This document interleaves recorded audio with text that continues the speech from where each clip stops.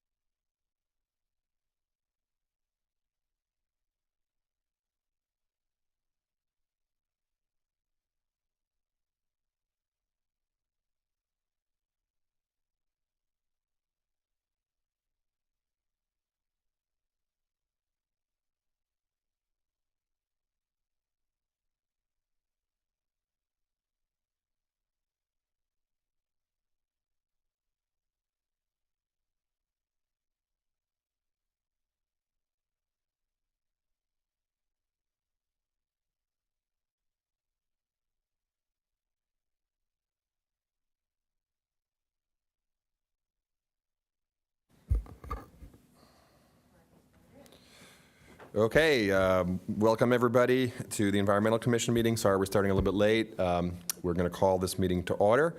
Can we have a roll call? Will you lead us, please? Commissioner Chernovi, Present. Commissioner Morrison, Present. Commissioner Switzler, Present. and Commissioner O'Connor. Here. I'll let the record show that Commissioners Kramer, Adams, and Parker are absent.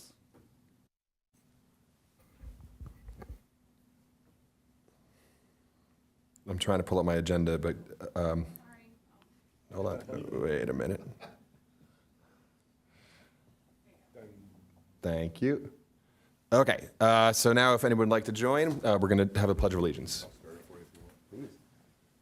Ready, begin. I pledge allegiance to the flag of the United States of America and to the republic for which it stands, one nation, under God, indivisible, with liberty and justice for all. Fortunately, patriotism is not measured in synchronicity.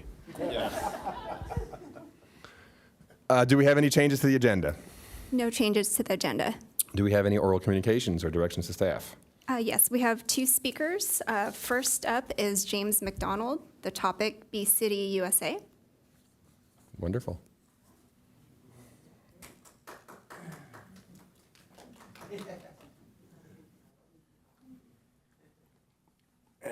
Hello, my name is James McDonald of the Encinitas Bee Company.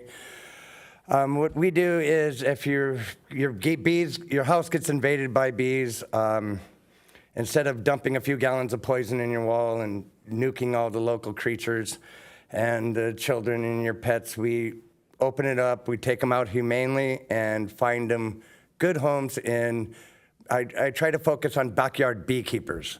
I do, if I get stuck, I will give them to pollinators, but the almond pollinators is kind of a rough game, and I'd rather my bees go to nice little backyards. I'm here to speak about Bee City, USA. It's a program. I was trying to pull up the numbers here real quick. It is run by the Xerces Society. And if you haven't heard of them, the Xerces Society is kind of to pollinators. Their official title is for the preservation of invertebrates, the safety of invertebrates. And they are to the insect world what Greenpeace would be to whales and dolphins. They're the top organization, and they run out, and they really do things to protect our pollinators and for the, oh my God, I'm trying to find this. Okay.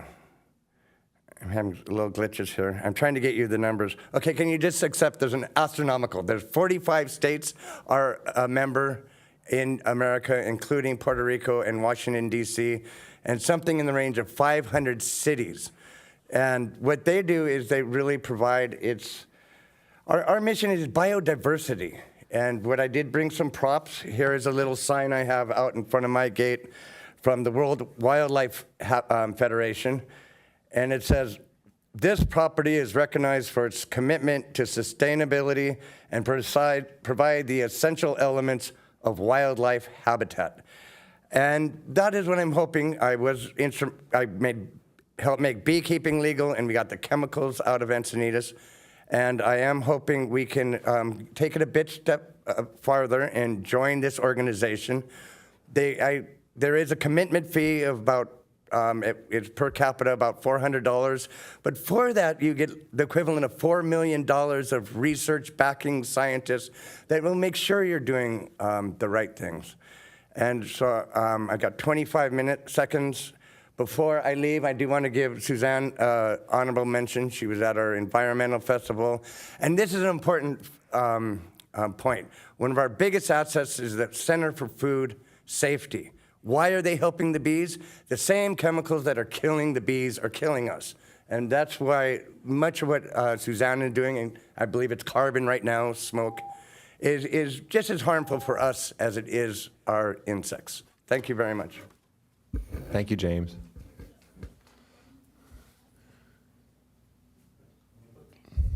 Our next speaker is Gerald Ann Kessler, topic Staver property.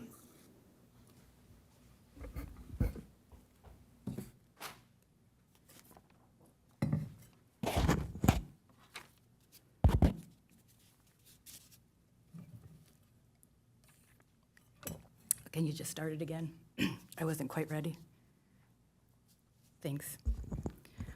I would like to speak about the proposed environmental housing nightmare density bonus project that is slated to take down a grove of mature Torrey pines, 175 trees, 30 smaller trees and native shrubs, and also demo 3 beautiful historical homes built in 1938, along with an administrative building on the property, all based on the ill-fated density bonus law AB 2345.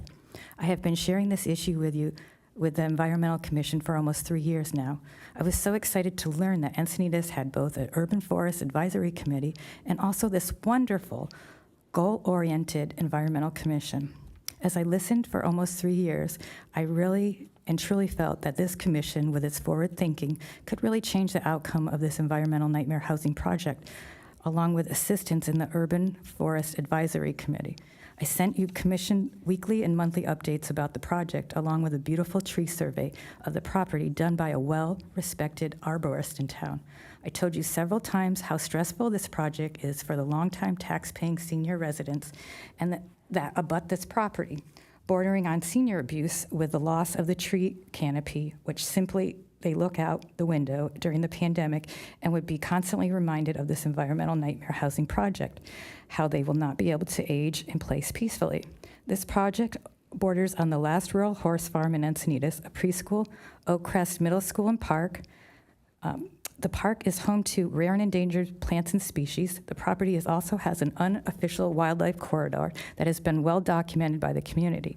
I have even found a connection with the botanical gardens from the prior owner of the property, who was a founding member of the San Diego Water District and responsible for the bond that supplied water from Lake Hodges to Encinitas, hence establishing Encinitas as a flower capital. I also suggested this rare special gem could serve as an outdoor STEM lab for the middle school with its close proximity. So let me tell you what I got from this commission and the Urban Forest Committee. We are powerless about the loss of trees on you should work with the city. The Botanical Gardens does not want to acquire any property and did not feel or consider the row of Torrey pines on Melba Road as heritage. The Urban Forest would like to approve the entire row as a grove of heritage, but the owner of the property had a sketchy land survey done that reflects 3 trees on the could be on private property, although the city cared for the trees for many years. And all my maps reflect that the trees are in the city right away. The trees are in the same row as a beautiful Monterey cypress that you just designated as heritage. So just an update. The project is going forward and full steam ahead. It's going to be Goodson 2.0. The 200 trees and the beautiful historical home will be demoed, and the tree loss will be on your watch. The city seems to be able to get plenty of grant money for overpasses and hardscapes and loans for streetscapes, but why hasn't anyone assisted the neighborhood with basic tree preservation, which aligns with the climate action goals and with the Encinitas Urban Forest Advisory Policy, I might add? You don't need to pay anyone for assistance with this expensive consultants that is needed. You would just have gotten plenty of community input on this. I know that it's a small community and you all understand what the neighborhood is going through. This could have been resolved with several members from the community and the property owner and members of your commission and UFAC. Thinking out of the box for tree preservation is needed, and really wish that your commission could have done this. Thank you for listening. Thank you. Do we have any other oral comments? No other oral communications. Thank you. I think we're on to item 5 here, and I think we're going to let Mark take it away. Sure, thank you.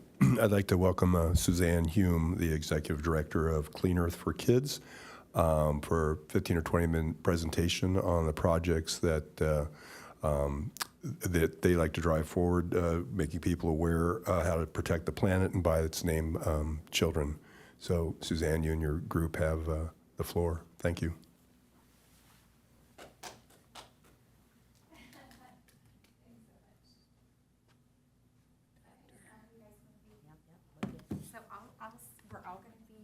How about Vanessa and I are in the middle, and then John, you next to me? Gosh, she's amazing. Okay, as if there was a doubt. Okay, so come on whatever side you'd like, Judith. And Vanessa, yeah, okay, how about we go like this? Yeah, perfect. And then Judith will be in the middle of us, and then John on here, I got over the big here. voice. He's got the big voice. I can work around the Okay, guys, so we have, so I'd like to say hi to everybody. My name is Suzanne Hume. I'm the Educational Director and founder of CleanEarthForKids.org. We started Clean Earth for Kids after I was poisoned by pesticides. As you know, as a teacher, I left my job. I work for free every day because this is so important. So I would like to thank at this time Judith. Judith is a foundational member of CleanEarthForKids.org, and her art is amazing and phenomenal. She's now in college and doing amazing, and she started in high school. So we're going to do a presentation tonight that was going to be Judith and her peers. So we have a little bit of a little bug going around. So we're going to try to do half as well as our youth, right? But we're going to need all of your support. Okay, all right, so here we go. All right, so we are CleanEarthForKids.org, and you can see the 6 teams there, right? So, It's also out there. oh, yeah. You can see the 6 teams, and I'll let Judith say what the teams are. Go ahead, Judith. There are 6 teams, and the first team is climate action. The second team is about public lands, parks, trees, and wildlife. And the third team is clean air. And the fourth team is about protecting water. And the fifth team is about stopping toxic chemicals and pesticides. And the sixth team is talking about stopping plastics. Right, and waste, yeah, And of waste. course.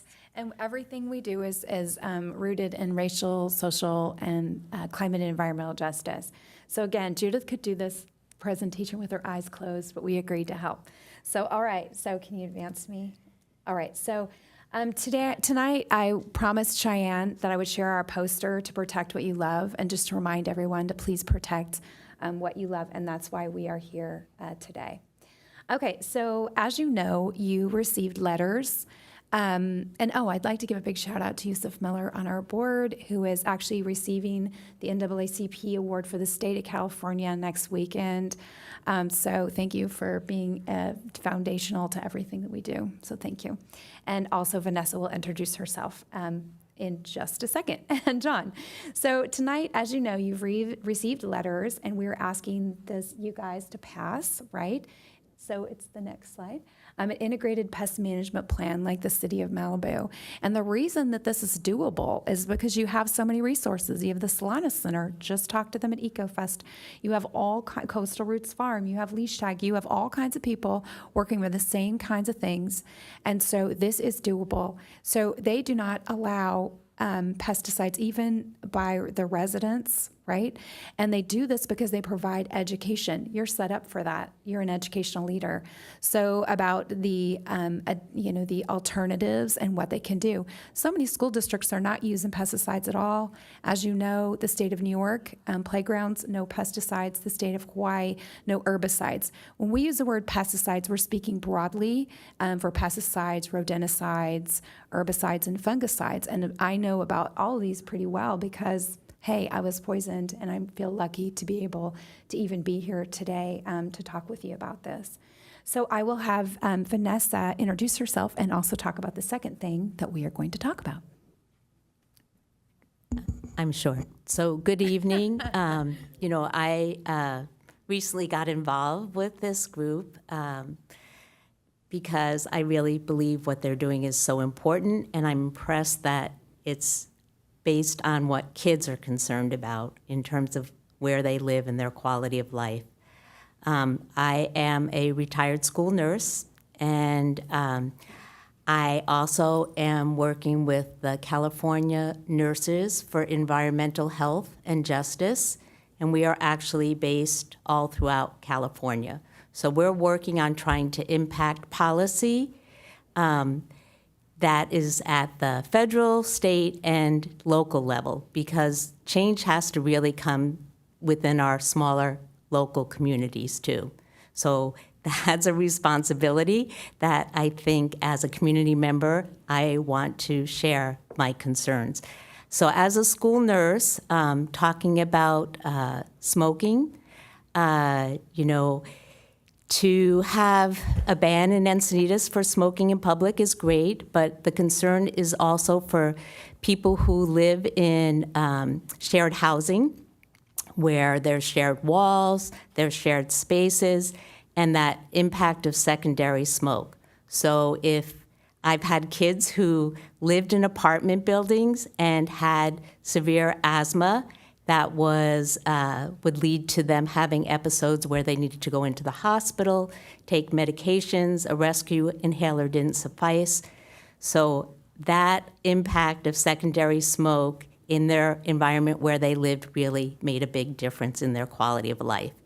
And then the other part of it is even third-hand smoke, when we think of the smoke that gets into, our clothes, our furniture. Those also are all things that are impacting kids and the quality of air and the quality of life that they have.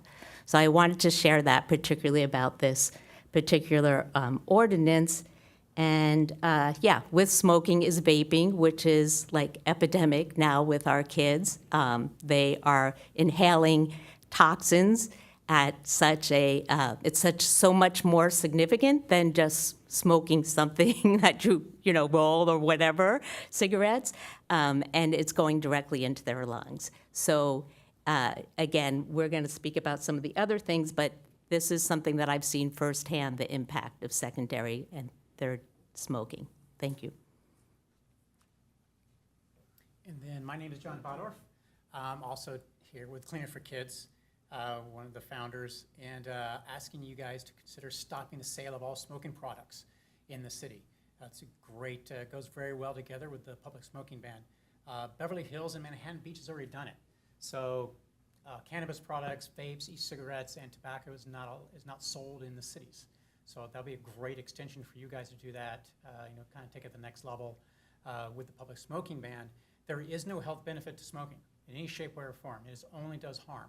And if you spend any time, we've sent you links, you can go on our website, but the industry, both the vape and the tobacco industry, targets youth, particularly youth of color.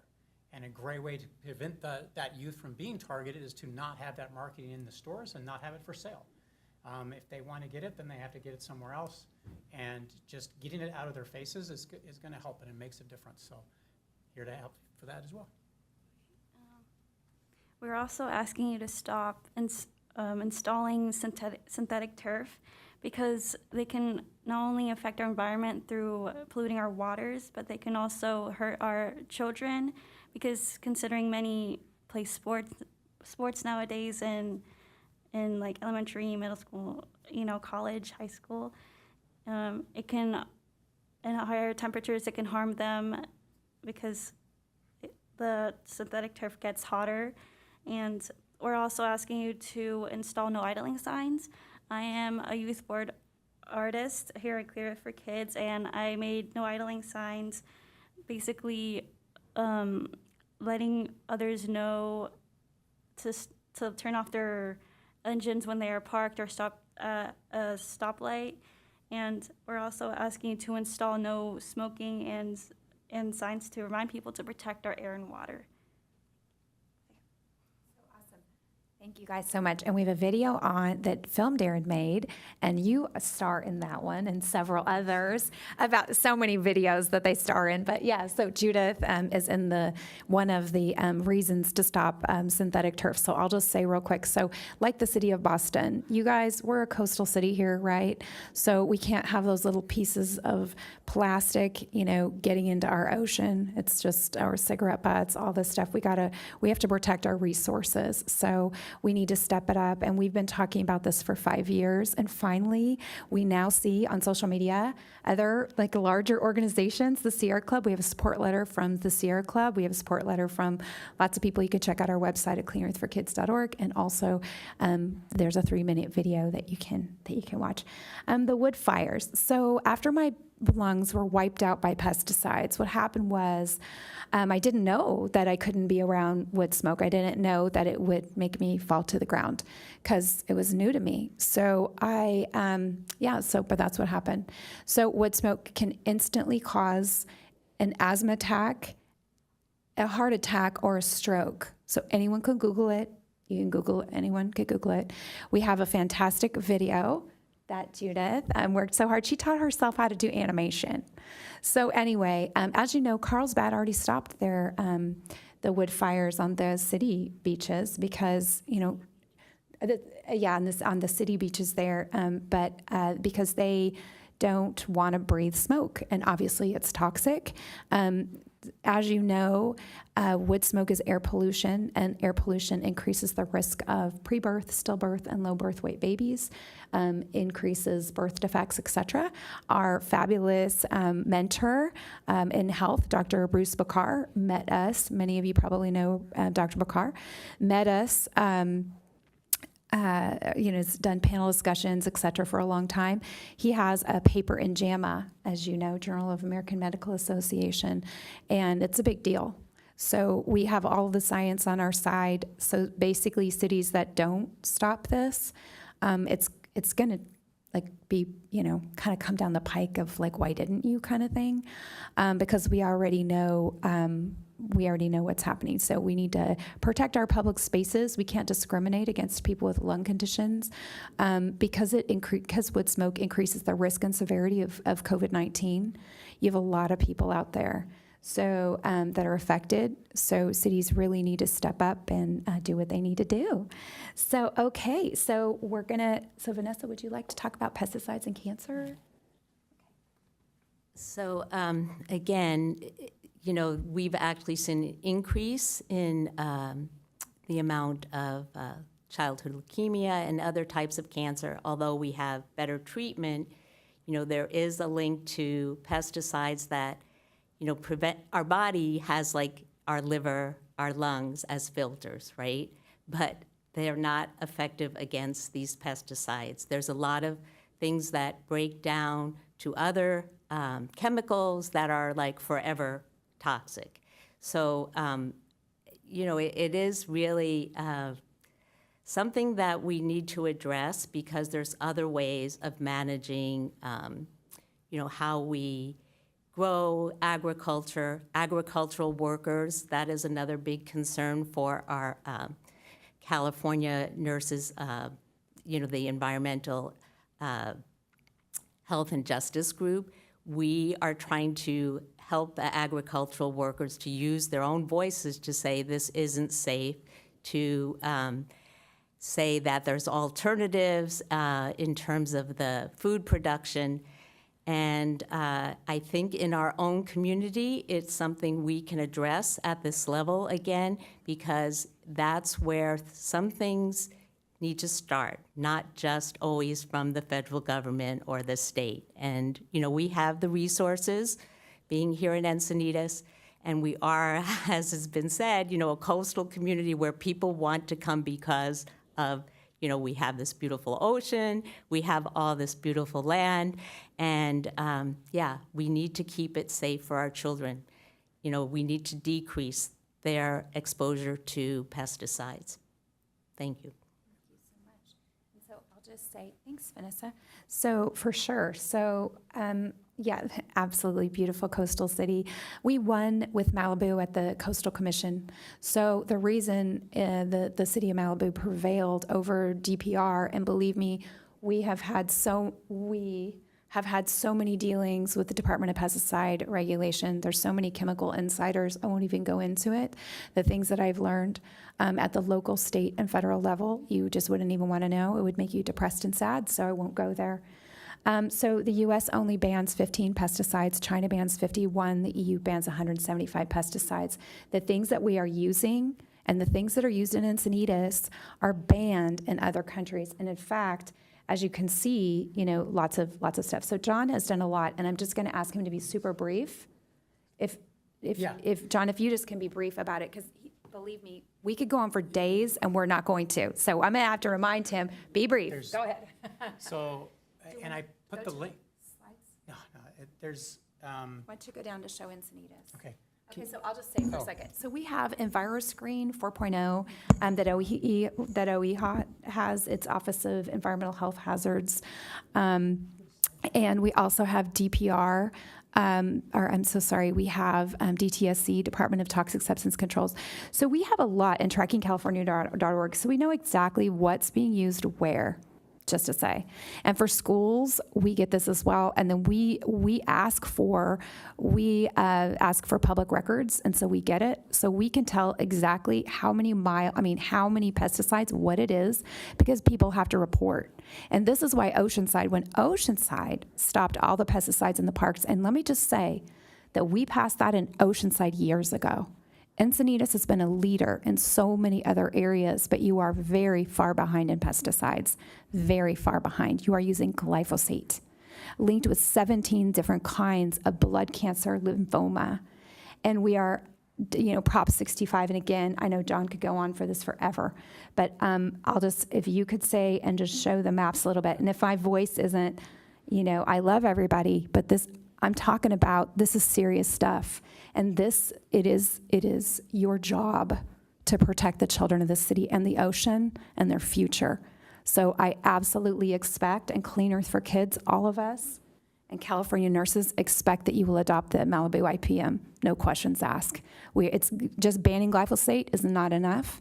This is a leader, and we need you to step up and do that. So I'll have John. And sorry, I'm not sounding so friendly. It's because this is tough, and I need you to do it. Okay, thanks. Okay, so based on public records, City of Encinitas is using 7 pesticides, 4 of which identified in this presentation, they are banned in other countries. And that's a kind of a first level that we do to identify chemicals of concern, right? One thing to be considered about too is that the EPA and your DPR, they are looking at the active ingredient. That's their primary focus when they do regulation. Roundup is a prime example of the problem with that way of doing things. Glyphosate is safer than Roundup because of all the inert ingredients. And sent in all the letters for you guys, Monsanto went to great lengths to basically cover up all of that and to ensure that Roundup itself was not tested, that only glyphosate was. IARC, which is the International Agency for Research on Cancer, they determined that Roundup, glyphosate, was cancer causing. The EPA did it the other direction. They said it's not. And if you look at studies that literally say, well, why? Why did these two organizations come up with different results? IARC looked at peer-reviewed scientific studies. EPA looked at non-peer-reviewed industry-funded studies. Surprise, the industry-funded studies did not find evidence of cancer. If you go to a Chevrolet dealer and say, what car should I have? He's going to say a Chevrolet. If you go to an industry and say, is your product safe? They are, of course, going to say it's safe, which is why using peer-reviewed data is so important. And Roundup and glyphosate, which has been used for decades, is a prime example of it. In the documents as well, and all the links, it's been recently shown that it crosses the blood-brain barrier, increasing the risk of neurological diseases and brain inflammation. I'm sure all of you know about the lawsuit that Monsanto and Bayer lost, the $10 billion settlement, which they are still fighting. They settled that because they know that they don't have a chance. It was shown in court that they lied Okay. about all of it. This is personal. Getting us that too. Yeah, so sorry. I'll just say, hold hold on 1 second. I just want to say something. Okay. We lost our home, Yeah. right? We had to move from our home. I almost died. So I apologize right now if we are pretty passionate. There are children right now and farm workers, because it's allowed for children to work in these agricultural fields. We are talking about life and death here. John and I have taken a personal loss, financial loss, and every kind of loss. And we're so humbled and happy to be here for you today. And I'm so sorry we don't have big smiles on our faces. We do love you very much. So I'll let John just show quickly because we got to move on, John. Absolutely. Okay, thanks. So the second one is insecticide. Its active ingredient is imidacloprid, banned in 29 countries. It is a neonicotinoid. I know he knows especially about neonics. They are extremely devastating to pollinators. They are also dangerous to aquatic life, pretty much every bug. They also, from a human standpoint, they are endocrine disruptors. They are also called reproductive effects, like low birth weight, preterm birth, and loss of pregnancy. So they are extremely toxic stuff. The next slide, please. So another one. I'm just going to bring in here real quick, Suzanne. Yeah. We're really getting past the 20-minute mark, Okay. so if you can Yes, we're good. get to a point, and then a summary, please, Yeah, more slide. we got it. That'd be great, okay. We got it. One more slide, sorry. So this is, do any of you guys know what CalEnviroScreen? So CalEnviroScreen is a mapping tool that the state uses, Cal EPA, that they put together based on a lot of pollution factors. This one specifically is a map that does pesticides. Based on all agricultural pesticides used have to be reported to the state. They go into this map. And I looked into Encinitas, and if you look at it, there's 3 tracks. Track 1 is right there by the coast. These are the pesticides. Those are the top 5 pesticides that are used. If you look up on there, that indicator represents 132 hazardous and volatile pesticides used in that tract, with an average of 17.6 pounds of active ingredient used per square mile. Of those 5, there's 3 right there that identified. Number 1, Pesticides 5 for cancer. It threatens the existence of 78 endangered plants and species. Number 2 is a neonic, same thing we've already talked about before. And the last one is another cancer-causing pesticide. It's also a known endocrine disruptor and liver disease.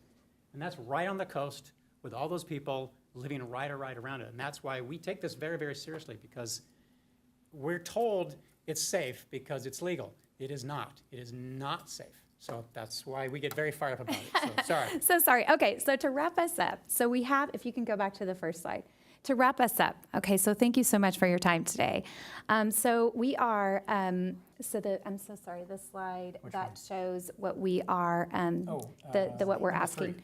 Okay, so yeah, slide 3, please. Okay, so we're asking you guys to please pass an integrated pest management plan. And just saying glyphosate is not enough, okay? And the second thing is, of course, a multifamily building ordinance to protect kids, right, of course, and stopping the sale, that'd be amazing. Stopping the installation of synthetic turf. You have a video that you can watch that Darren put in. It's really important because this is a coastal city. Plus PFAS, right, you know that. So PFAS is in synthetic turf. And if you've been following what's what, you know that's not cool.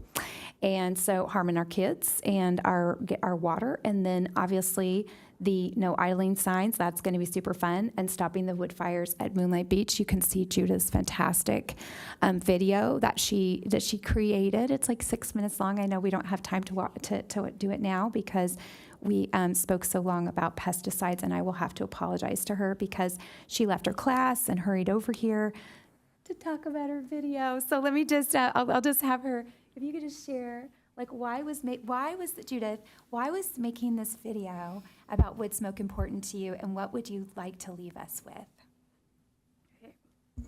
Okay, so I made this video about wood smoke, basically telling what it consists of, who it impacts, who's more vulnerable, which is like children, older adults, pregnant women, and how it impacts our environment, our waterways, and air and our air. So it's really important because it impacts our future generations, impacts our children, and it impacts just overall the future, I guess. Yeah, for sure. Yeah. People are burning treated wood and other stuff that's not Thank cool you. and leaving And nails. Okay, so I Judith, am going to watch that video. Thank yes. you. Okay, I have to ask her, how many hours did you spend on that? Did you spend 100? How many hours in teaching yourself animation to make this video? How many? 100, yeah. Over 100. I am asking you, so it's 8 minutes. Oh, yeah. No, it's, what? Oh, it's 6 minutes. It's a 6-minute video. And again, it's more than 100. And knowing Judith, this girl, this woman now, she's amazing, is such a diligent worker. And she's a hard worker. She has a beautiful heart, and she is so humble. And so when she says 100 hours, it was probably 400 hours. This is the girl that stays up until midnight before a presentation. This is a girl who, she's such an amazing person and a wonderful person. And I know that Yusuf has his back situation, but I know you always close us out. If you know us at Cleaner for Kids, Yusuf always closes us out. Do you want to just from there, just close us out, Yusuf? If we run out of time, that's fine, because you guys did a great job. Do you want to just say something, a last word? Okay, no, I'll stay. This is temporary, by the way, for people who, okay. This Clean Earth for Kids is just, as you know, is awesome. You can see on our website so many different things that we didn't even have a chance to talk about today. Judith and her awesome work, with her videos and her presentation. my son also normally comes here, and I didn't pick him up to bring him here, but he sends his blessings to you, and he sent me. You know, I'm like, I got to talk to you about who's rank structure in this thing. But anyway, he sent me. So, as we said, the smoking, we thought that smoking was fine until people stood up and said secondhand smoke is harmful. Then we find out secondhand smoke is harmful. Please start taking our advice on wood smoke. It's the same particulate matter from whether it's forest burning, leaves burning, the same thing with wood smoke. And we think it's harmless, but please don't wait to find out that it's just as deadly as secondhand smoke. As we talked about lung health in general, we are not saying necessarily that we're against this industry or that industry. If that industry impacts lung health, that's what we're against. So whatever industry it is, whether it's tobacco, whether it's weed or marijuana, I meant to say, I didn't mean to say weed, marijuana, then we are for healthy lung health, especially for our youth. The idling is an issue. Please don't wait to take our advice. Take our advice now. The equity piece of this whole discussion that we talked about, the particulate matters, we find on a map that they're in higher concentration in Black and brown communities. People say, what does racism and equity have to do with environmental justice? It has everything to do with environmental justice because of those microclimates that are man-made and people who suffer in those communities from health disparities.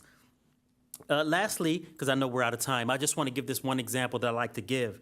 With the pesticides are an indirect poisoning and sometimes direct poisoning, like in the case of Suzanne. Now, we have made this mistake with the bald eagle.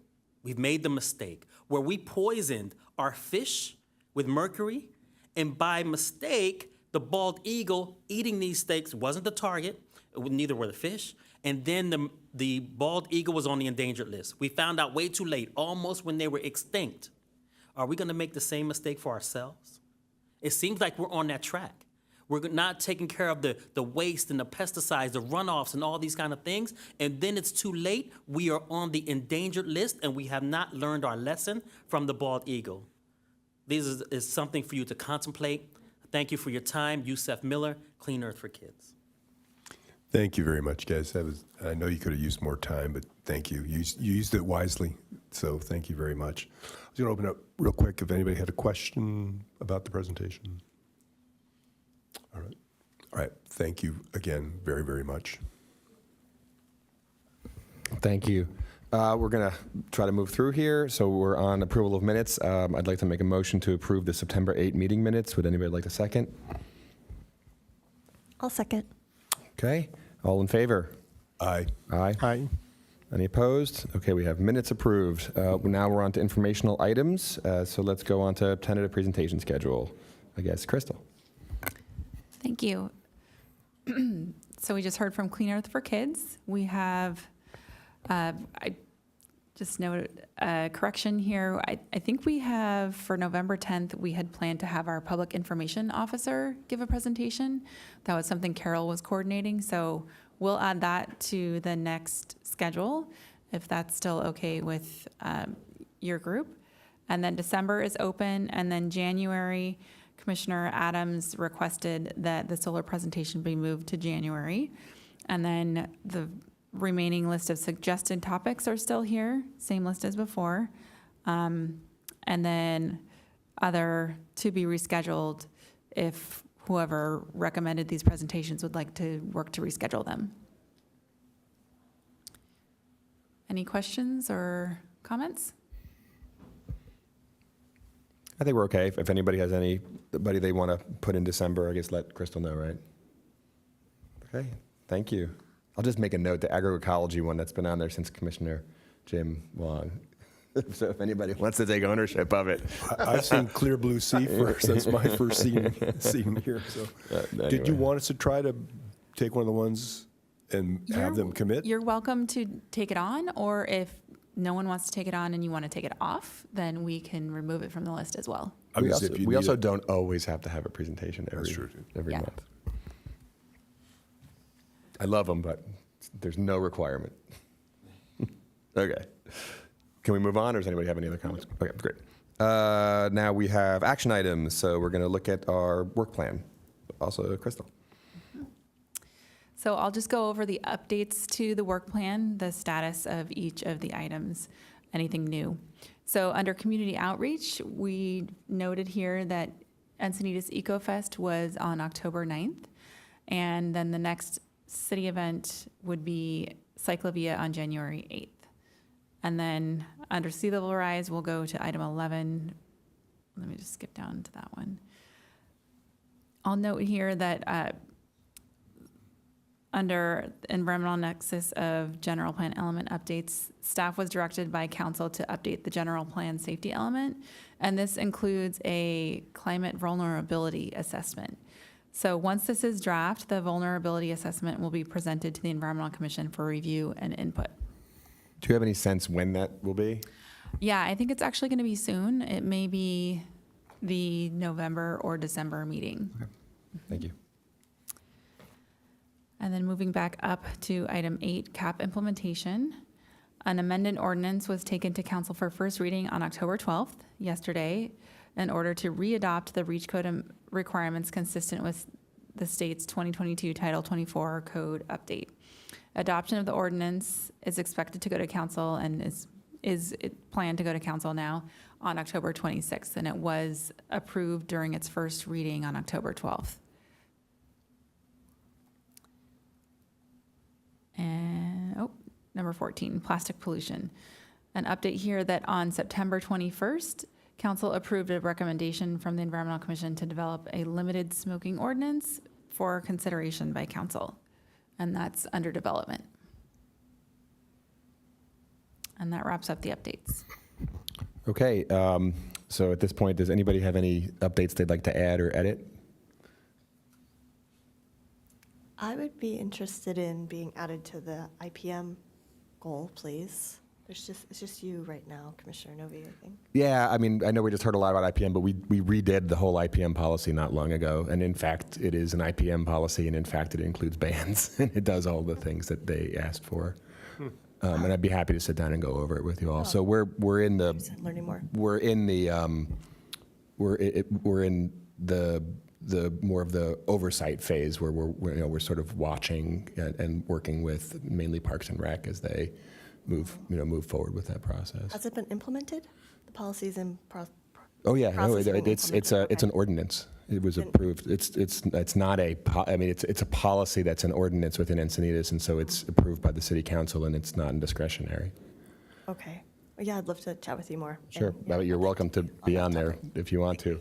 Great. I don't want to get into a big fight, but a lot of the stuff we heard, unfortunately, was not really well scientifically supported, and also IPM as a management philosophy, which is generally regarded as the most science-based and precautionary of the well thought through pesticide management plans out there, generally eschews just blanket bans.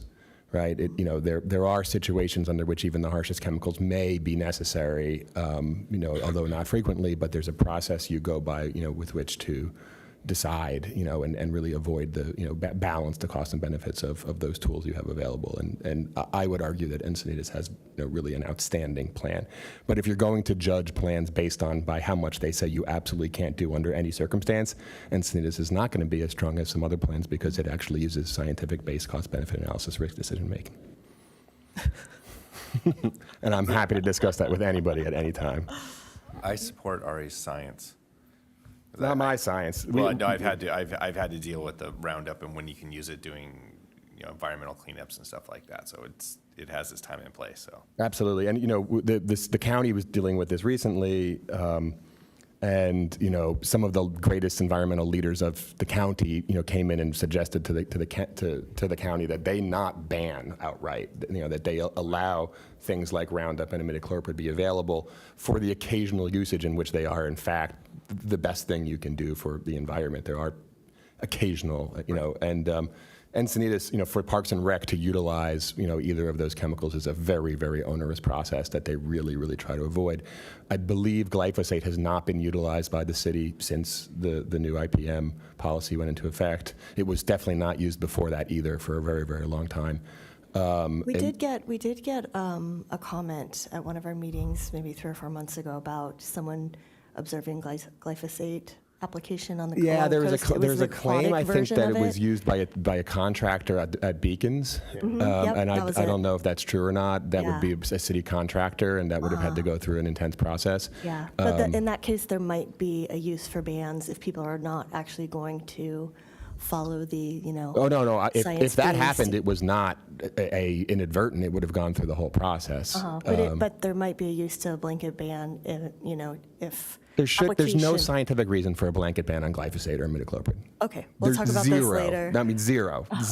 You're a scientist. I have read some of the recent literature about glyphosate, and it's crossing the blood-brain barrier. A That's meta-analysis. fine. Yeah, so it's does, a 2021 so does milk article. and everything else that we are involved Well, with. it's a neurotoxin. The physiological ability to cross a membrane is not what determines toxicity.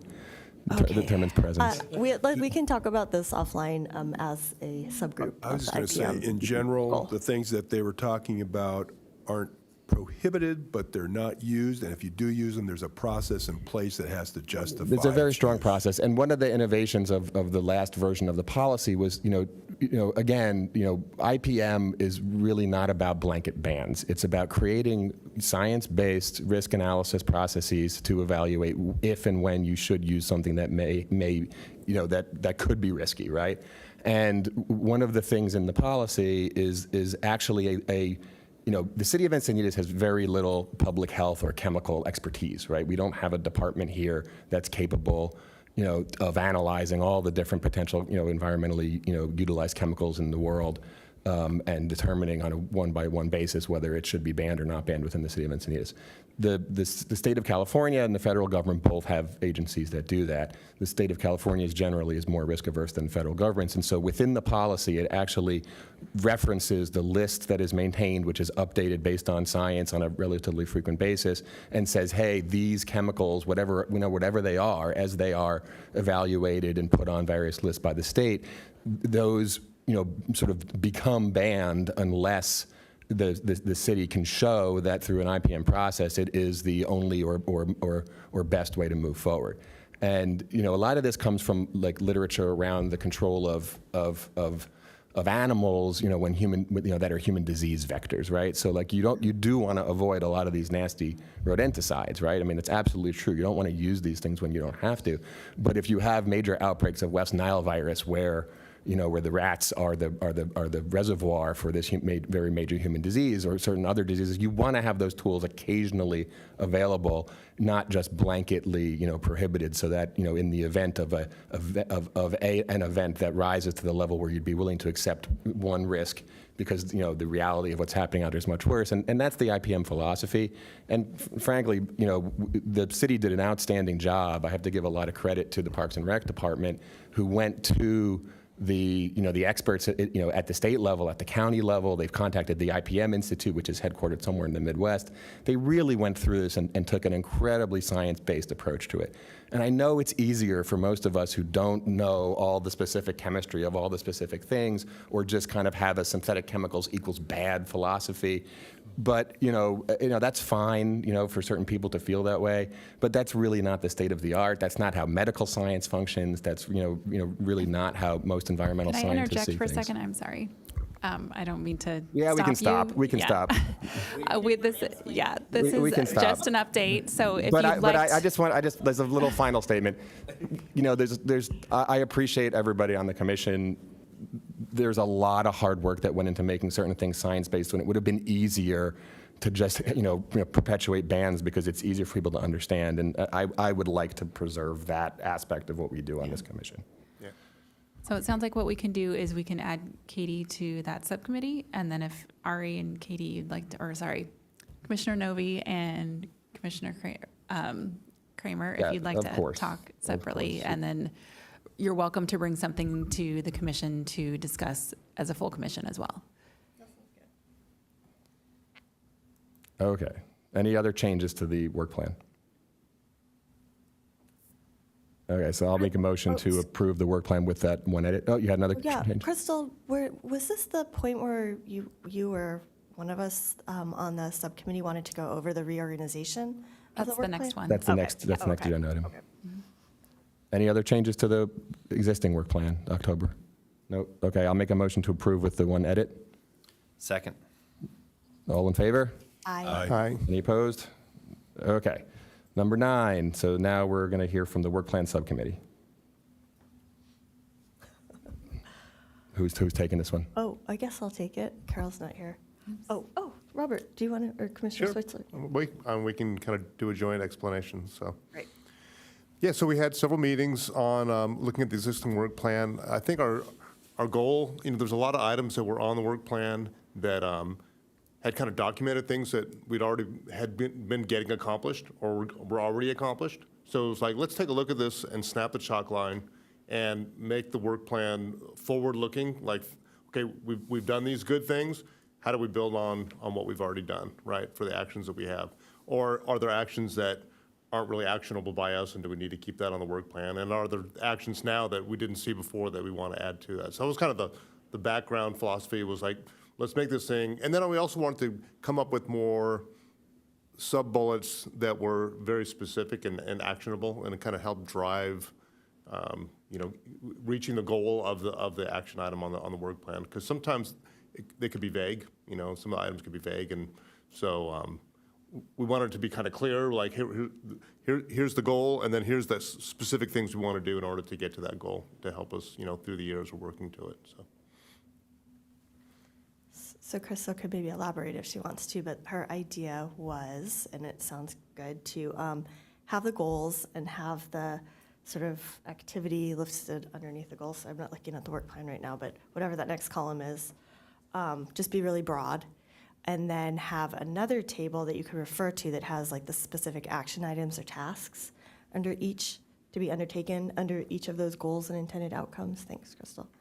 And that was the guidance she got from city staff. That's kind of how the other commissions operate, and it just makes our tasks a little more targeted so we can be a little more effective. Is the thinking there. Yeah, I don't have anything to add. That was a great summary. So this is just an update. We don't need to vote on anything here? That's right. We met last week, so there wasn't enough time to draft a kind of a final draft work plan that could be brought to the commission. So the intention is to have an opportunity to do that at the next meeting. Okie dokie. Anybody have any comments, questions? Yep, sounds good to me. Okay, moving on to number 10 here. Any updates of items of interest? This weekend, Surfrider has a beach cleanup at Moonlight Beach between 9 and 11. Anybody who's interested to join? I had one question. Maybe it comes here, maybe it's on the next one, but I wasn't able to go to EcoFest. And does anyone have any feedback on, was this the moment to talk about EcoFest and get, just curious how it went, and I wasn't able to go to it. I was present. It was absolutely a beautiful day, well attended, heavy bike emphasis. They had more bikes show up, which was part of the plan to cut down on greenhouse gases, good food, vegan, good music, a Buddhist monk who created an artwork, which was the grand prize, a drum circle at the end, the bees, butterflies, you name it, a bicycle with a blender, you make your own smoothie. It was pretty neat. I had a very positive personal experience from being there, being part of it and seeing it, so it was good. I got to make sure I get it on my calendar next year, so I'm in town. Yeah, I was there too. I worked the city booth in the morning, and it was a lot of fun, and people were really open-minded and wanting to learn about all the various things they can do. And I want to compliment the city and the city staff for doing a great job and having really good, not only educational materials, but also kind of giveaways that really are the kind of giveaways that encourage, great, environmental behavior, really, especially pushing forward the composting or, green waste program and a few other things. Yeah. And a lot of things for kids. Great, thank you. Any other updates or comments? I'll just quickly say I'm going to not be at the next meeting, so I'll be in Japan on a collaboration looking at the science behind the survival of the trees in Hiroshima that survived the nuclear blast. So I'll be happy to report on that if it's of interest to people when I'm back. We have put together a multi-institution consortium to learn from the horticulturists who are caring for those trees, but also initiate some genetic studies about what we can learn from what that dose of radiation may have done to long-lived trees.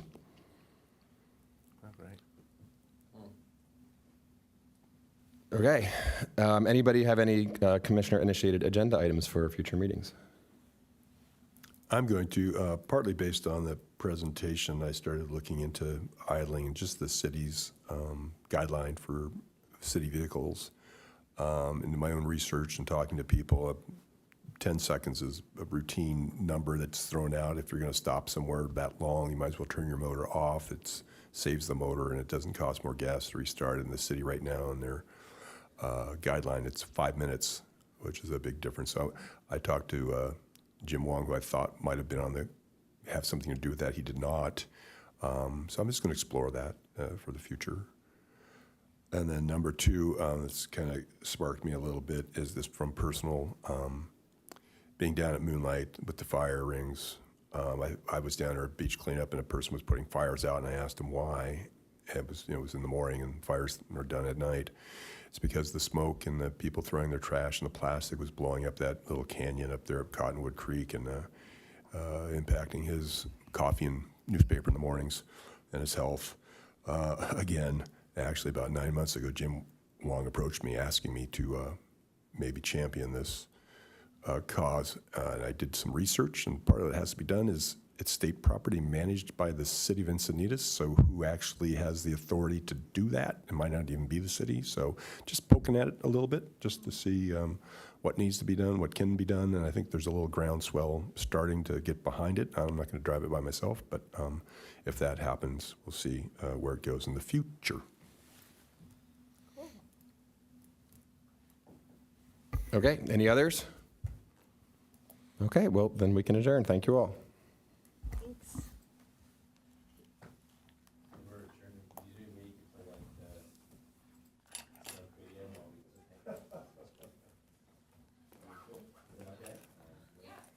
You probably can't hear me. Yeah, I can. Okay. Yep.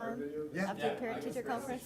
Oh, that wasn't me. That was, yeah. Oh, sorry, I thought that was you. I flew in from Cleveland. this You morning, did? so I- Okay, got it. Yeah. I was like, I thought your kids were older than that. Yeah, Yeah. I'm done with those days. Yeah. I got Lucky college- you. I get college bills from that. Yeah. That's my- College bills pay as one high school, that's